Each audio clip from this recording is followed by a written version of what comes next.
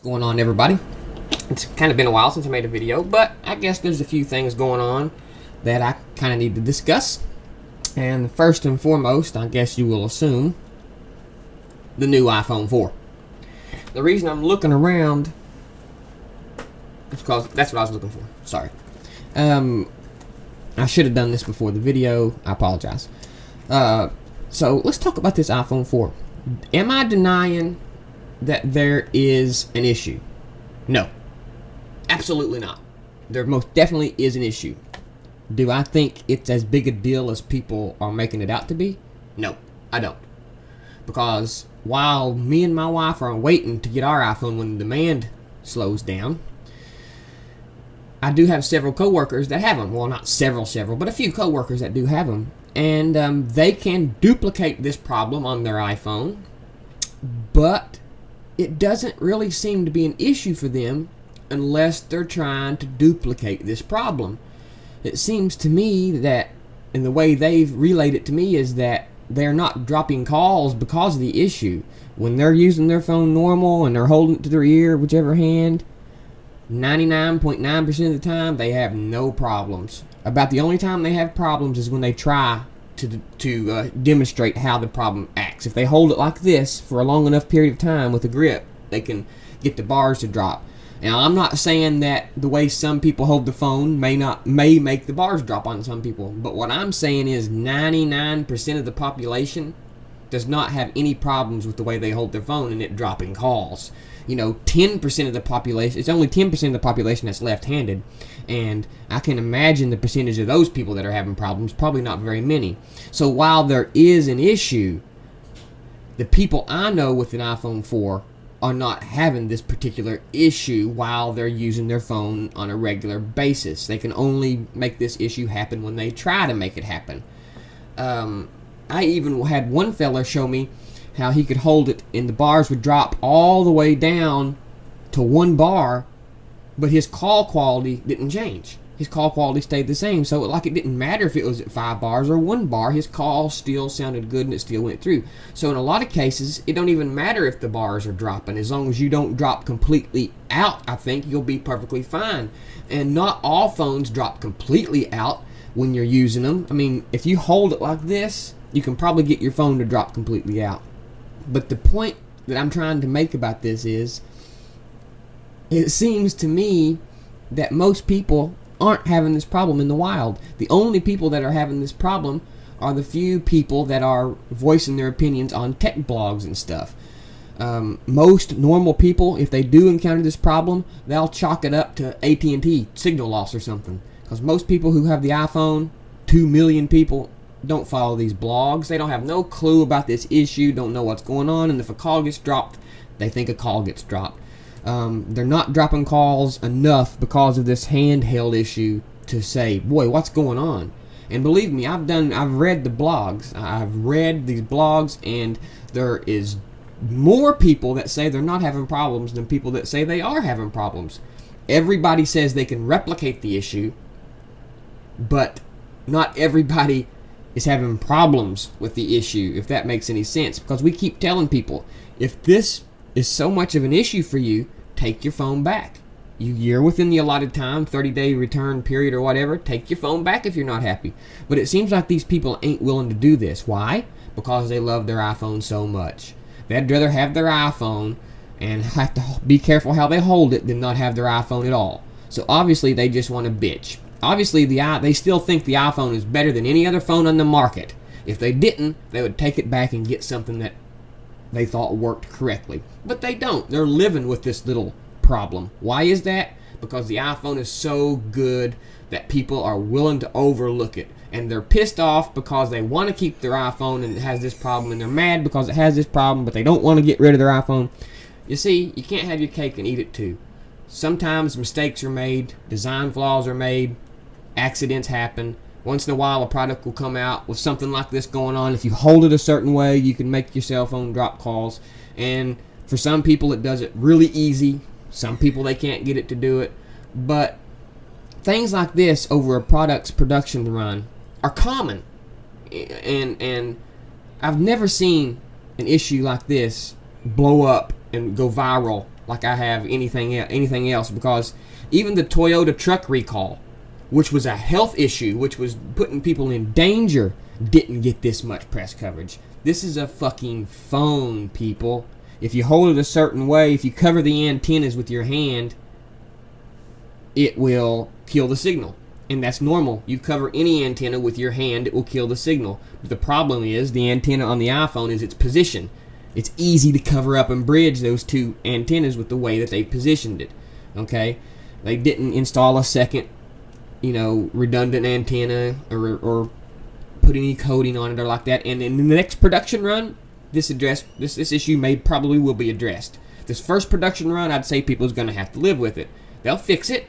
It's going to be fixed, but I think it's really a non-issue. Some people are really making this out to be more than what it is, and a lot of the people that are making this out to be a big deal don't even have an iPhone. They're just jumping on the wagon to bash on Apple. They have an excuse and a reason to say Apple sucks, and now they're jumping on that. Every single one of you guys that are saying the iPhone sucks, it shouldn't drop bars, iPhone is a flawed product, show me a picture of your iPhone. I want to see how many people that are saying this actually have an iPhone and have used one. Okay, now there's no doubt that a lot of you have that are complaining about this, but I also have no doubts that a lot of people who are complaining and bitching about this don't even own an iPhone. I guarantee it. Because tell me this, if this is such a huge issue, why are we not seeing lines of people lining up at Apple stores and Best Buys to return these things? If this is such a huge, widespread issue that causes such a huge problem and causes all iPhone 4s to be practically useless, why are not people lining up to take this thing back? Because your people's making it out to be more than what it is. It's a non-fucking issue. It'll be fixed in 6 fucking months with the next production run is what I am predicting. And until then, it doesn't seem like it's really affecting that many people for Apple to make a big stink about it. It seems like this is been retired to the blogosphere. It's had its day in the sun. A few news channels covered it, but now it's over, and it's eventually just going to drift away and stay in the blogosphere where it is now, and geeks and Apple fans and Apple haters will be the ones that will continue to discuss it, whereas the 1.5 out of 1.7 million people who own the iPhone don't give a shit. Maybe 0.2% of people that own the iPhone really follow these tech blogs, 10% of people or something. So this is really a non-issue. The reason it seems like it's such a big issue is because we follow the tech blogs. We see these stories and comments and stuff. And if you don't like your iPhone, take it back and get a Droid. But the Droid also has similar problems, several problems, but you don't see it making tech headlines. Sorry about that. You don't see it making tech headlines and news headlines. Look at this here. Issue number 5175. Call quality on Droid is poor. It says, callers on the other end tell me my voice is choppy and it sounds muffled. I've had others tell me it sounds like I'm losing you. When I experience these issues, I'm in various areas, and typically my cell connection is 90 to 100 or 2 or 3 bars. I seem to experience more issues with call quality on this Droid than any other device that I've had. Okay, now let's go on down through here. I'm experiencing the same issue. I also have been told by people I'm talking and sound muffled. Ditto for me. I'm also experiencing the same issue. I'm on my 3rd Droid. First one constantly crashed. Another comment. I'm now on my 3rd Droid. Having voice problems also. So let's go through here. How long is this thread of people complaining about voice problems on their Droid? La-di-da-di-da-di-da-di-da. Huh? This is just as long as any goddamn iPhone antenna thread that I found. So you tell me, is this making headlines because it really is a big deal? Or is this making headlines just because it's Apple? My view is this is not a big fucking deal. It will be sorted out, and it's only a big deal because it's Apple. Google the other day removed applications from people's devices. People downloaded an app from the store. After it was on the store, Google deemed it No good. And what they done was they removed it from people's devices. Not only did they take it from the store, they removed it from the devices. So this tells me maybe Google has no approval process. But if you stick an app up on the store that they find they don't like, they're going to pull the son of a bitch. So, in my opinion, an app approval process is better. That way I know my app's going to get rejected or approved, and I'm not going to get approved, and 6 weeks later they're going to pull my fucking app from people's devices. I'd just rather have this app store and have it all this approval process. Google may not have an approval process, but goddamn, if they can just remove applications because they feel like it, what are the guidelines, Google? What were the guidelines that made you pull this app from people's devices? You want Apple to print their guidelines. What are your guidelines? But the point of this being is, if Apple physically started removing applications from people's iDevices, they would be crucified. Once you buy that app, it's your app. It's on your device. It's yours. They have, in my opinion, Apple or Google has no right to remove it unless it is a security issue or a safety issue when it comes to security. I don't think they have any reason to pull apps off of a device. And even if it is a security risk, even then I'm kind of iffy about it if they should have the ability to do so. They should just send a notification or an email warning these people that the apps they've bought have been determined fraudulent or unsafe by Google, and it would be recommended that they remove the devices immediately. That's the route they should take. Not just wake up one morning and find out Google's removed some of the shit that you've already downloaded you thought was yours. Did this hit the news? Fuck, no, it didn't hit the news. But if Apple done that, people would fry them. People would burn them at the stake. That's exactly what they would do. So what do I think? I think this antenna is a legitimate issue. I really do. But I don't think it's a big enough issue to make a big deal about. I think it's kind of a non-issue that you can avoid really easily and will be fixed in the next production run. I think if you're making much more of a deal of it than that, then you're either a drama queen, an Apple hater, or you love your iPhone phone so goddamn much that you refuse to take it back and you're going to live with the problem, but you're just going to bitch a little bit to make yourself feel better. Okay? So that's my take on it. I don't think Apple's dropped in quality any more than they have over the past 5 years. There was a major drop in quality when Apple went from PowerPC to Intel. When Apple was on PowerPC, you can say what you want to about IBM, but they made some good shit, man. They went when Apple was on PowerPC, my Macs never fucking crashed. Ever. When I was on PowerPC, they might have been a little slower than my Intel friends, but my Macs never fucking crashed. Ever. Now, when I switched to Intel architecture, I have a lot more applications quitting unexpectedly, a lot more crashes, application crashes and stuff like that. A lot more problems. Now, I still believe the jump to Intel was worth it because we've gained so much from jumping to Intel from PowerPC. But as far as reliability and stability goes, it dropped a notch when Apple left PowerPC. And since then, it stayed about the same. Apple has never enjoyed this 40% market share position before. 40%. Apple's never sold their products at Walmart. They've never dealt with these kind of customers. They've never dealt with customers like me, people that don't have money, that save up for 6 months to buy this iPhone at Walmart. Customers at Walmart, like me, are rednecks. And rednecks will not put up with bullshit. They'll take the fucking phone and they'll say, what the fuck is this? What is the problem with this goddamn phone? It won't keep calls. People like you and me, the average everyday Joe, will fucking complain and they will throw the phone in your face, and that's just the way people are. Apple is usually used to dealing with the upper class, preppy side of the geek world, and here over the past few years, they've broke that market share number. They're at 40% now. They've penetrated the market so much to where they're dealing with normal, average, everyday Joes. And these normal, average, everyday Joes don't have the money to waste, and these average, normal, everyday Joes that shop at Walmart will let you fucking know that there's a problem. And you see, it just seems like Apple's quality is going down because there's a lot more average Joes that are willing to stand up and say, fuck this. What is this all about?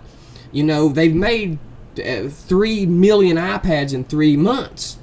When you got a production that's that's pushing out 3 million products in 3 months, you're going to have to speed up production. Workers are going to have to move faster. Things are going to have to get done quicker. There is a greater possibility for mistakes to be made because you're trying to produce these things so fast, okay? And Apple's got to the point now to where they're having to mass produce these things for 40% of the population. And with that comes some manufacturing problems that Apple's probably never had to deal with before, because they've never dealt with market share on this level before. But they're learning. They're learning, and they're going to get it. Apple is not dropped in quality. They're not... I mean, this iPhone 4 is a great phone. I admit it's been a curse from them from the very beginning. From the time they started to work on this iPhone 4, it's been cursed. Gizmodo leaked it, okay? That was the first thing that went bad for them. Then they went up on the keynote, and something that's never happened in 20 years or ever happened. Jobs had problems with his connection at his keynote, which never happens. Okay, and then they had this antenna issue. Then people was complaining about this glass, Gorilla Glass and stuff. It just seems like it's been one thing after the other since the iPhone, since the very first inception of the iPhone 4. It's been one little cursed thing after the other. Okay, and Apple's getting through this beautifully because it's still a beautiful phone, and because it's a beautiful phone and has great hardware and software, it will hold up against all this scrutiny and continues to do so. Look at the numbers being sold. But where Apple is producing 1.7 million iPhones in 3 days, you got to expect the production of these things has to be ramped up, and you have to expect maybe a few more mistakes going through when you're going that damn fast at making this many fucking things. That's just the way it is. And I think Apple will get better. I think it's terrible, a shame that Apple has put out a product that you can make lose a signal if you really try, that everybody can if they try. Okay, that's not cool. I'll admit that. That's not cool. But it's not a big deal. It's not a big deal. If it's that big a deal to you, take the phone back or get a 3GS. A 3GS is still better than any phone on the market today. And I stand by that. Even though it don't have 720p and front-facing cameras and this, that, and the other, the 3GS is still the most solidly built, user-friendly phone on the market. And if you want an iPhone that bad, you gotta have an iPhone.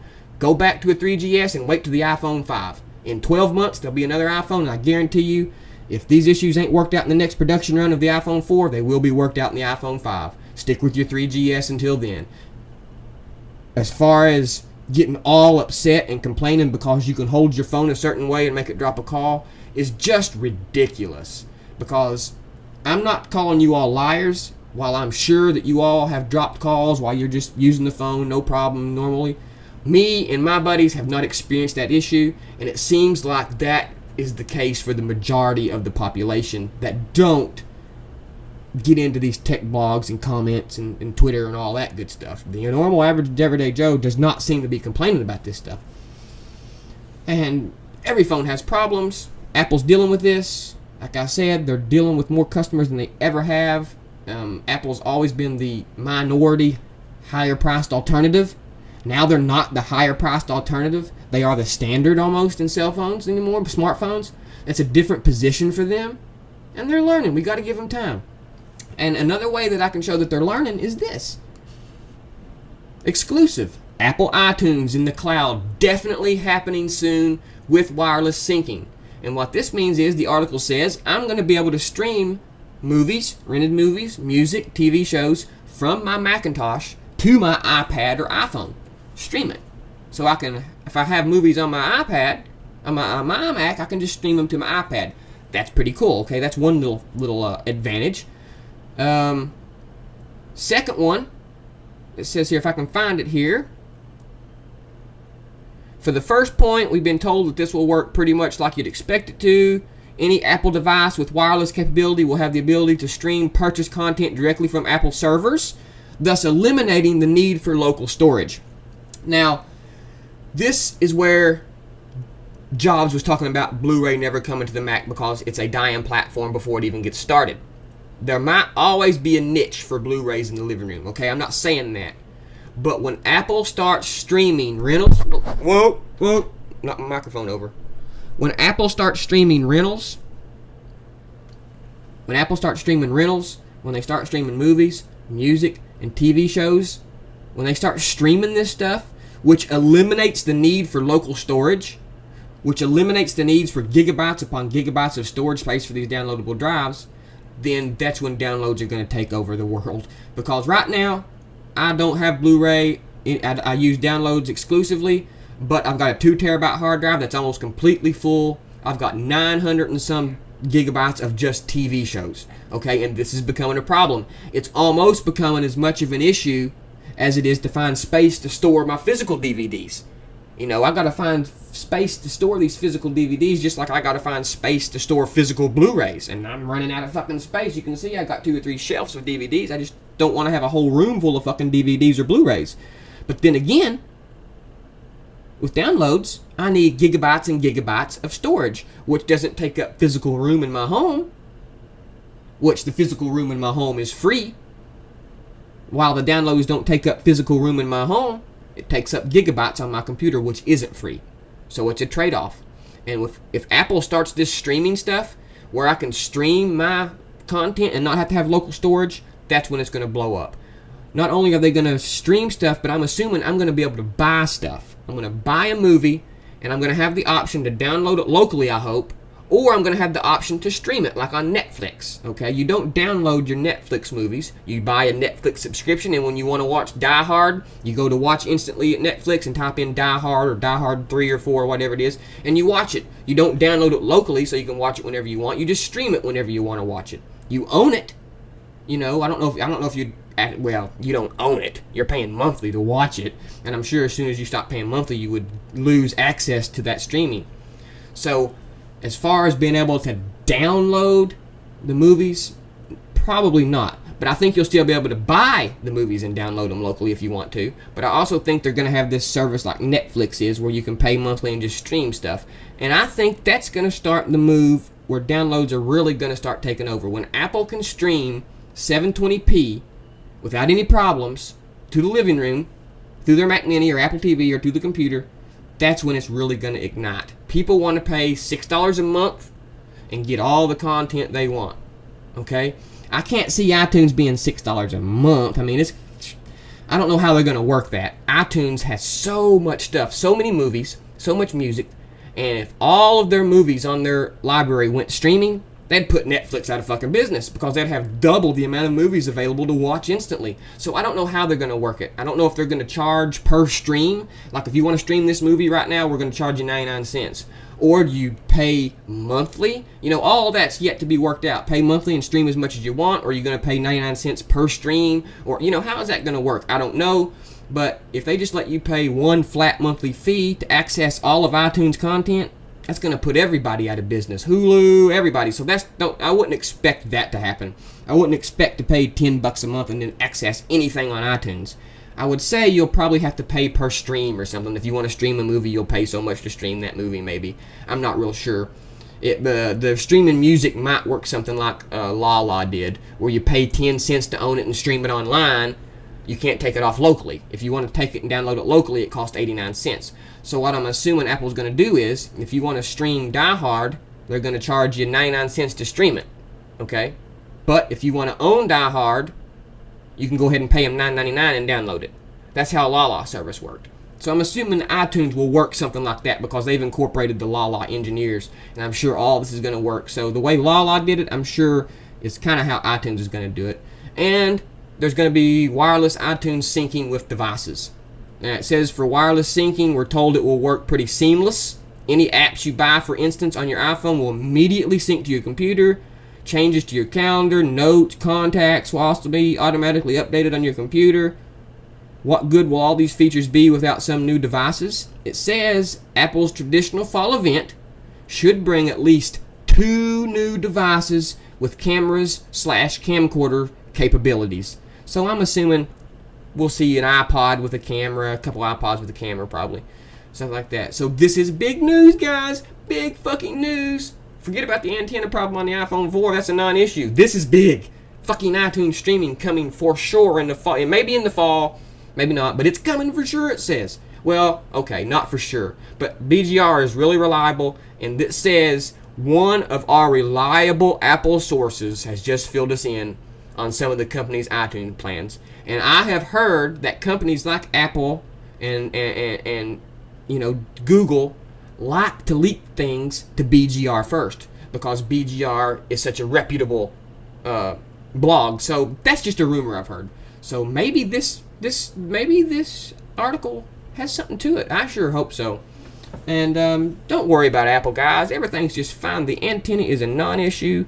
They punched out 3 million. People want to talk about quality. They punched out 3 million iPads in 3 months, and my iPad is flawless. Flawless. People want to complain about Wi-Fi issues. I don't have any Wi-Fi issues, to be honest with you.